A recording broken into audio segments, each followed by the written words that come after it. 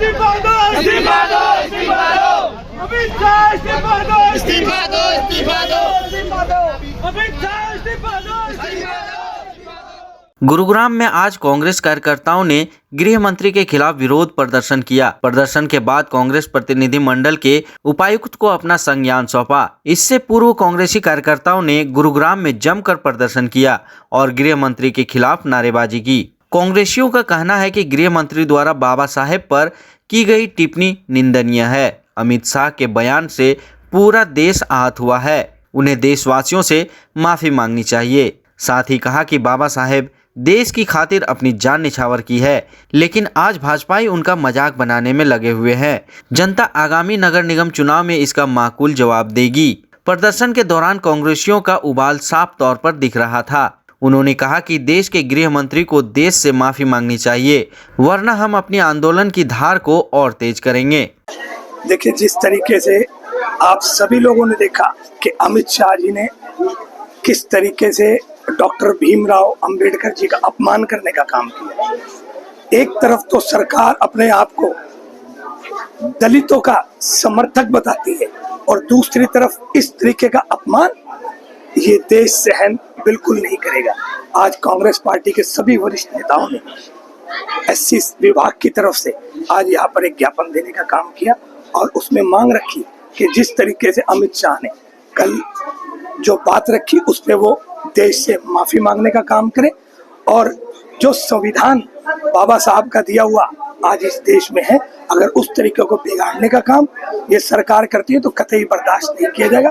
अपने उस बयान पे हम कांग्रेस की तरफ से भी मांग करते हैं और आमजन भी मांग करते हैं कि तुरंत प्रभाव से इस्तीफा दे या माफी मांगने का काम करें। देखिए, प्रदेश स्तर पे आप सभी जिलों में जो है प्रदर्शन चल रहा है और ये मुख्य मांग है कि अमित शाह माफी मांगे और इस तरीके की टिप्पणी दोबारा ना करें।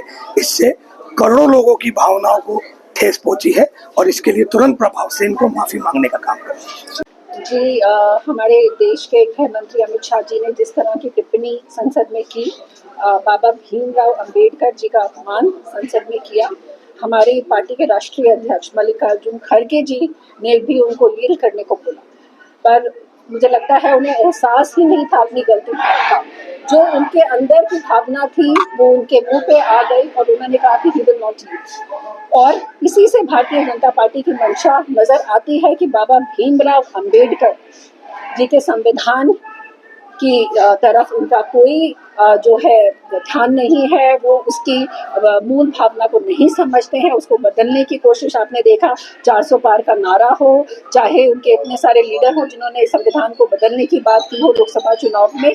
और यही नहीं, मैं आज भारतीय जनता पार्टी की सरकार को ये भी चेतावनी देना चाहती हूँ कि अब निगम के चुनाव आने वाले हैं और हमारा समाज जो 36 वार्ड में उन्होंने हमारी सीटों को 3 कर दिया है, 7 सीटें लिए बिना नहीं मानेगा, हम सड़कों पे उतरेंगे। और इसी संदर्भ में हमारा समाज ही नहीं, पूरे गुड़गांव क्षेत्र के जो नेता हैं और पूरे भारत की जो जनता है वो चाहती है कि वो माफी मांगे और जिस संसद में उन्होंने बाबा भीमराव अंबेडकर जी का अपमान किया था, उसी संसद में बाबा भीमराव अंबेडकर जी के लिए इस तरह के अपशब्द बोलने के लिए जनता के सामने माफी मांगे और इस्तीफा।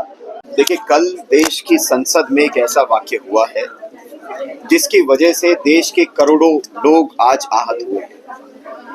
बाबा साहब डॉक्टर भीमराव अंबेडकर जिनके दिए हुए संविधान की वजह से ये देश चलता है, उनके लिए देश के गृह मंत्री अमित शाह जी ने संसद में आपत्तिजनक टिप्पणी देने का काम किया और वो अमित शाह जी के बयान नहीं थे, ये हम जानते हैं। भारतीय जनता पार्टी और आरएसएस की विचारधारा रही है कि वो इस देश को संविधान से नहीं चलाना चाहते, वो इस देश को मनुस्मृति से चलाना चाहते हैं। 400 पार का नारा दिया गया क्योंकि वो देश का संविधान बदलना चाहते हैं, लेकिन जब देश की जनता ने उस संविधान को बदलने से रोक दिया तो खुद स्वयं अमित शाह जी संसद में खड़े होकर के ये कहते हैं कि अंबेडकर अंबेडकर अंबेडकर एक फैशन हो चुका है। लेकिन मैं कहना चाहता हूं, भारतीय जनता पार्टी और आरएसएस के नेताओं को, कार्यकर्ताओं को ये कहना चाहता हूं कि आपकी हजारों साल पुरानी जो साजिश है, बाबा साहब के नाम को इतिहास से मिटाने की जो साजिश है, वो पूरी नहीं हुई।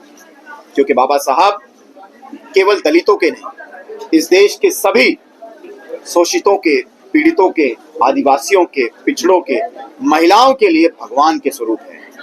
मेरे जैसे करोड़ों नौजवानों के लिए बाबा साहब भगवान के स्वरूप हैं और ये देश उनके दिए हुए संविधान से ही चलेगा। तो आज कांग्रेस पार्टी के एससी विभाग के माध्यम से गुड़गांव जिले की इकाई ने प्रदर्शन किया है और इस प्रदर्शन में डिस्ट्रिक्ट मजिस्ट्रेट को हमने राष्ट्रपति के नाम ज्ञापन दिया। इस ज्ञापन की दो मुख्य मांगे रही हैं। सबसे पहले तो अमित शाह जी आकर के देश की जनता से माफी मांगे और माफी मांगते ही तुरंत इस्तीफा दें, देश की कैबिनेट से इस्तीफा दें। ये दो प्रमुख मांगों के साथ आज कांग्रेस पार्टी ने गुड़गांव जिले में प्रदर्शन किया है।